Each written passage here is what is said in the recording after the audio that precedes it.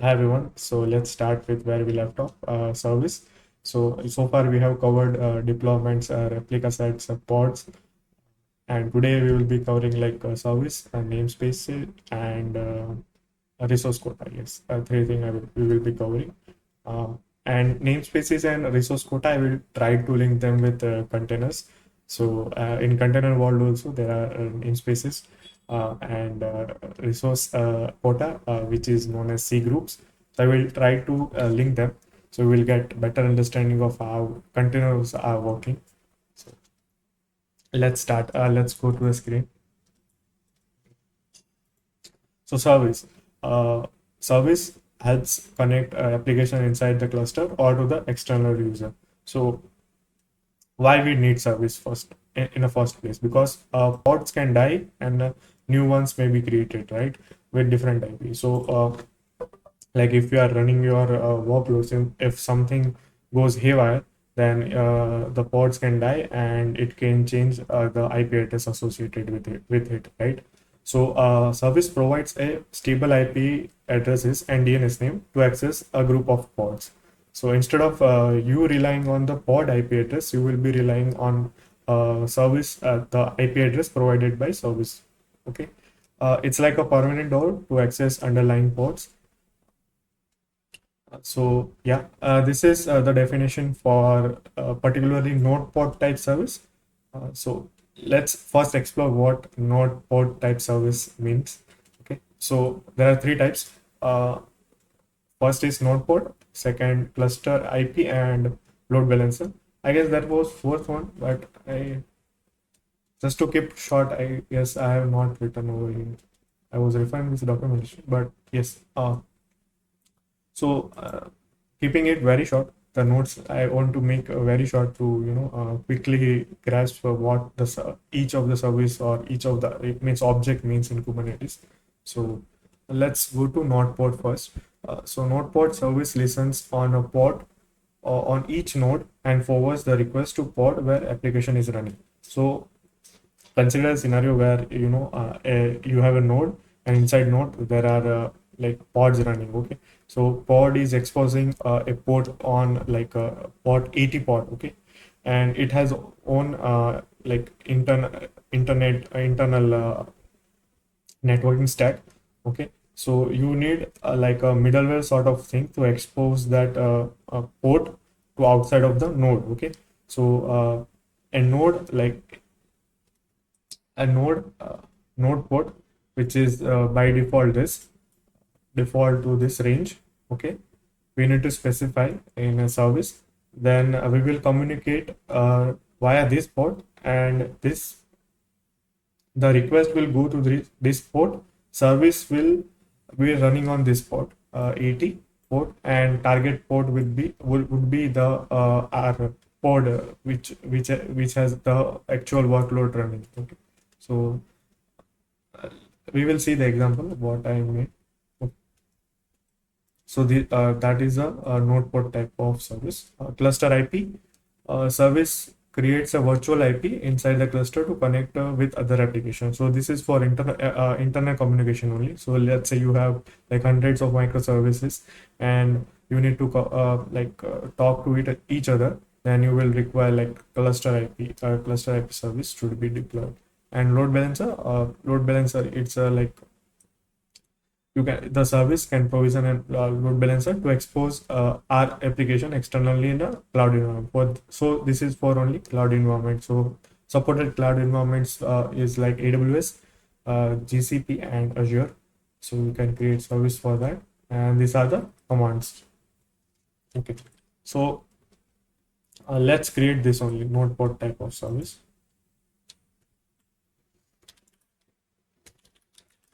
Actually, I'm doing it for first time, so I might be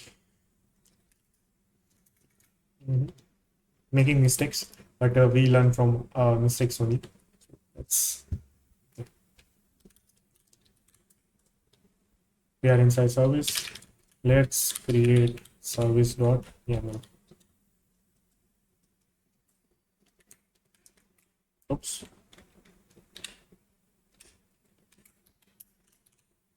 Okay, this is done. Okay, now what we'll do is create service, and we will get all service. So I have created an alias for it. So which AG8 get all. So it will list all the objects of Kubernetes. Okay. So that's it. Kubernetes and my service. Okay. Mm. Now we have service. Okay. Now let's create a pod uh, to expose that port to the service.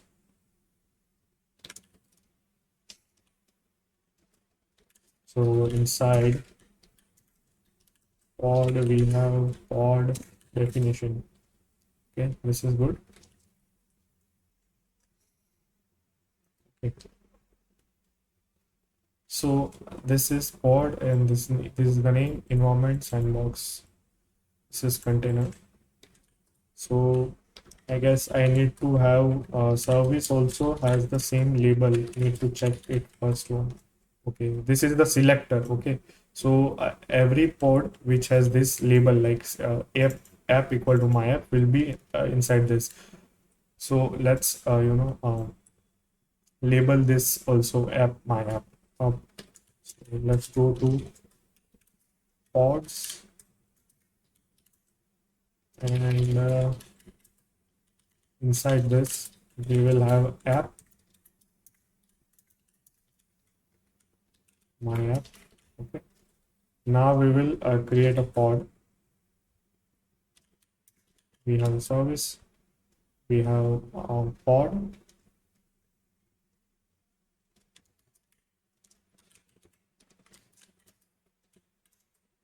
Okay, pod is created. So yes, pod is created. Now let's so I'm using Minikube. So let's do service. I guess this was the service. I guess something URL. Okay, you must specify. So I watched this on like tutorial on cloud code cloud. So that's why I remember my service.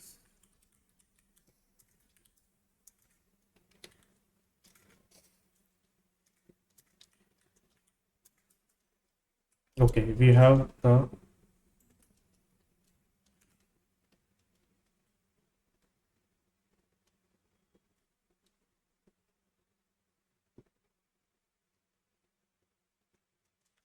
yes. Okay, it's working. Cool. Okay, first time it's working. My God. Okay, cool. I couldn't believe myself. Okay,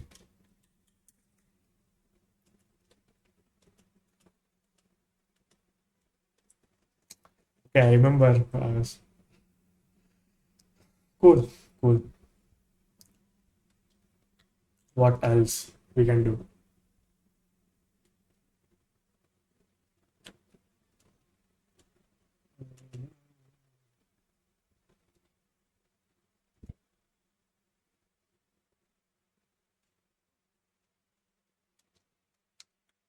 Okay, so this was the service, and we can create a cluster IP as well, load balancer as well.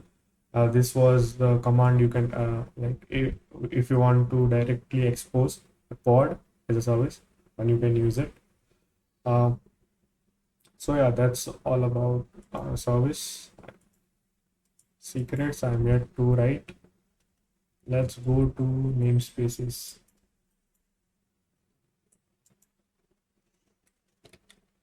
Okay, so namespaces groups resources to provide isolation between them. It's a way to divide a cluster resources between a multiple user via resource quota. So I guess the documentation mentions that uh, you require namespaces only when there are more number of user using it, and if you have few of the user, you don't require namespace. Okay, so this was case for cluster with a few or tens of user. You should not create or think about namespaces at all. So it's like a strict language. Start using namespaces when you need the feature they provide. So these are the features. Again, so it can be used for separating resources between projects or apply quotas. Resources must be unique with a namespace within a namespace, but can be duplicated across namespaces. And there are types of namespaces, but if you require like features of this, like names of resource needs to be yes, this is covered.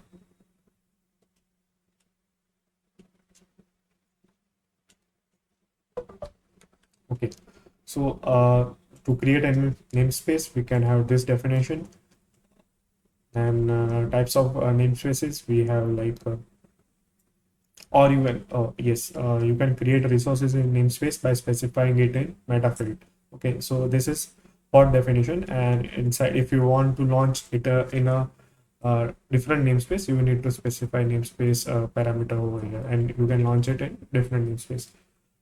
So these are for default: cube system, cube public, and cube node list. So by default, any if you do like cube get all, it will get all the objects in default namespace. Okay, so this is the default namespace, and we can create a namespace using this. Yes, it needs a name, so let's name Dev only, like this. Okay, I forgot the command to have list a namespace. The namespace we have panels. Okay, yes, Dev full. So it is created. So by default, creates resource in this namespace when no namespace is specified. Cube system reserved for Kubernetes system components, and cube public used for cluster-wide public resources. Okay, and cube node list. So, okay. Now, if you want to like uh, have a set context for namespace, like if you want to work on namespaces Dev namespace only, then you can set the context for namespace, and all the commands you will be running next will be executed in that context only. Okay, so that's one thing you can do it. So over here you can set the context, and the next commands will be ran on that namespace only. Okay, so that was namespace, and let's cover resource quota. Then we will be jumping on container namespace. So it resource quota, it's a policy. It helps prevent one team slash user from over consuming cluster resources and give fair usage among multiple teams and sharing the same cluster. It enforces limit on compute resource, CPU, memory, number of pods, and service.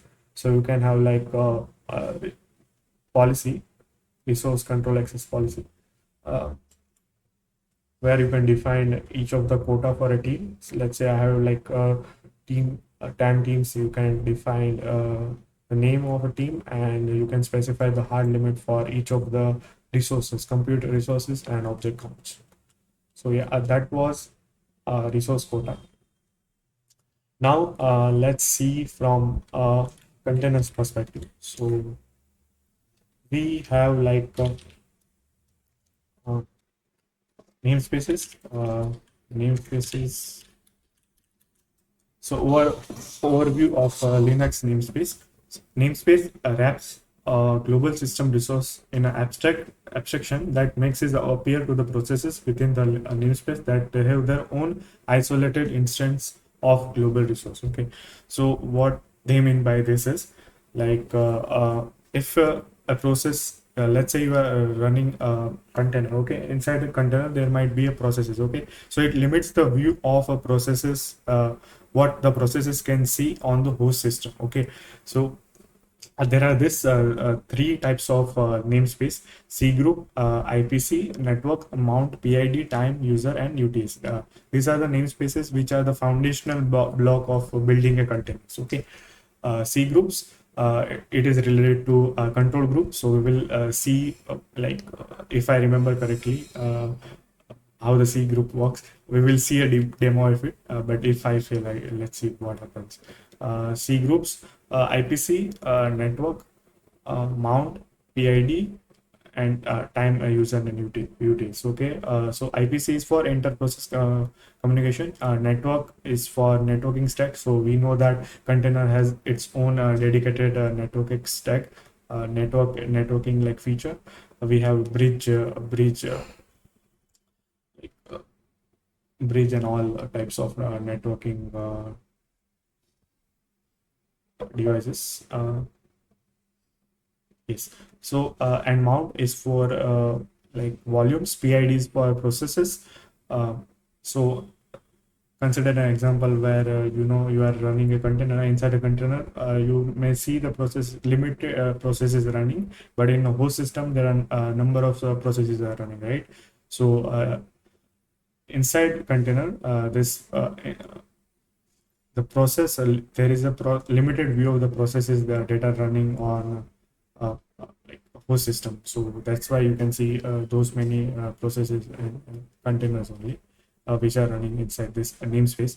Okay. User, it's allow used to like inside container we can have our own users and groups. So this namespace allows to do that. UTS, which is related to host. So let's try to create, uh, like first we will I guess there were yes, namespaces, NAPI, clone, netns, and unshare. So these three are like this four IOCTL. These three APIs are you know are responsible for building an namespace.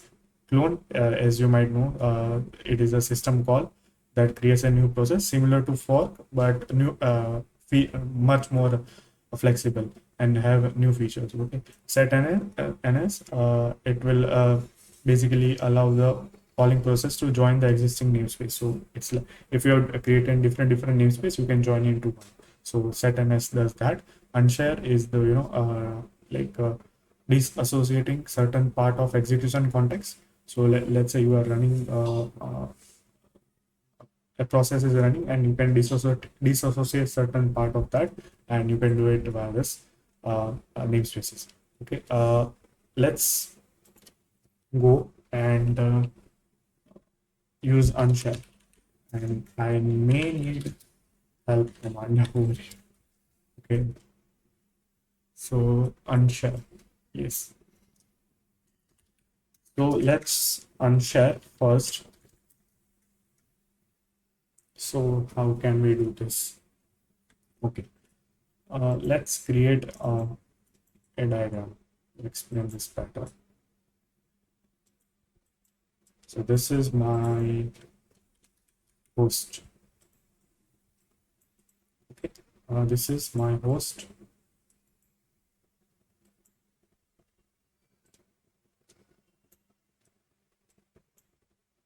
And inside host, I have like a username, which is my username. Okay. Then what we'll do is we will create a namespace.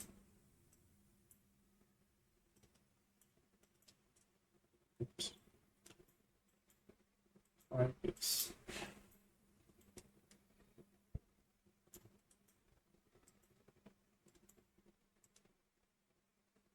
We'll create a namespace. We'll map this user to root over here. So we are mapping this user to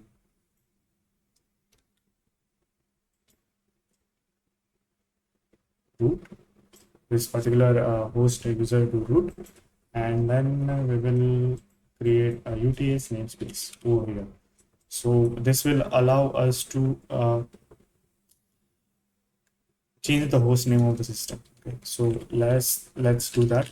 Unshare map user, root user, yes. Okay, so now I am like root over here, as you can see, right? If I do like ID over here, I am root over here. But this is like this host name only. So what else I can do over here? Yes. So that's, if I do now unshare, which we will be unsharing the context over here. UTS dash. Now we are inside this. Okay. Now we are inside this third. Okay. This one. Third one. So now if I change the host name over here, let's say not ready. Then if we do the host name, see the host name is changed, and the host like my machine now like has retained the host name only, which like it was earlier. So that's the UTS namespace. And if I now exit over here, we can go back now, exit one block up, exit one block, and now in my initial host folder, host space. Okay, so that was I guess unshare command.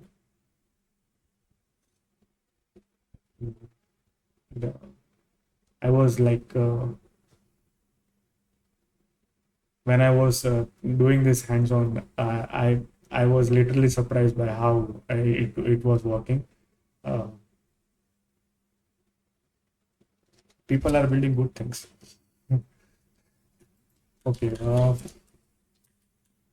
Then what we have? We can do with CGroup. Okay, so let's do with the CGroup. Okay. For CGroup, what we can do is yes. So let's run and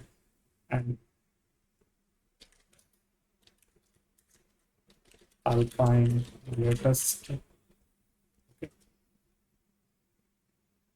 Yes, we can run over here. Do a host name over here. So this is the host name. Now let's check it in this folder, sys fs file system, C groups. These are the C groups, and this is system slice.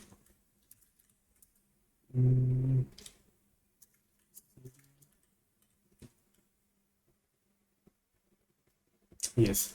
So this particular host name C7E. Now if we go inside this C7E, okay, and if we do like memory, okay, if we want the memory of current the container running, then we can use that max. Okay, this is the max memory. So whatever the max memory my machine has, it allocated the same max memory. What if I don't want to give the max memory? Okay, then what we can do is we can have this parameter. Yes.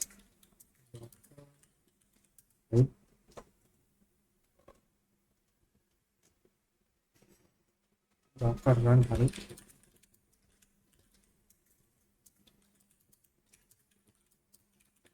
There is yes, memory. So we can have like memory flag, memory flag.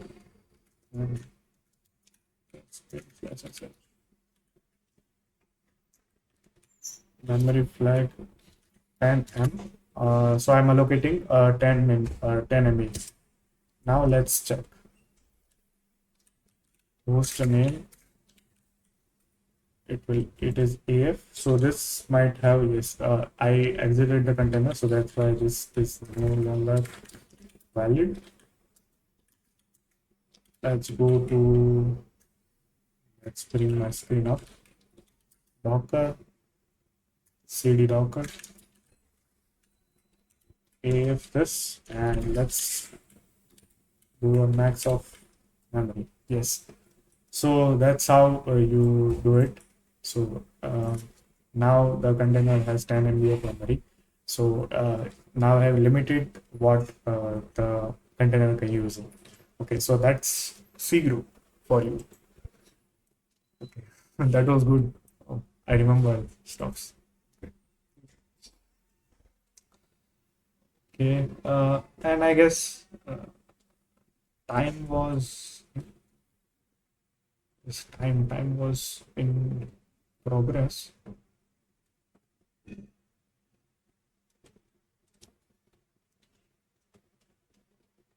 Okay, let's, yeah, that's all. And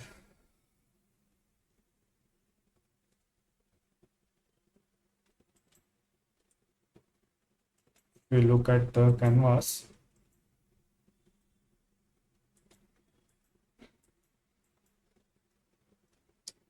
So I have added a notes over here, like, objects into connectors. I'm still figuring out how I will do this, creating a map.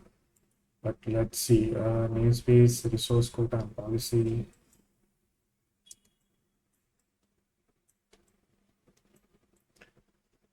We covered a lot today, I guess.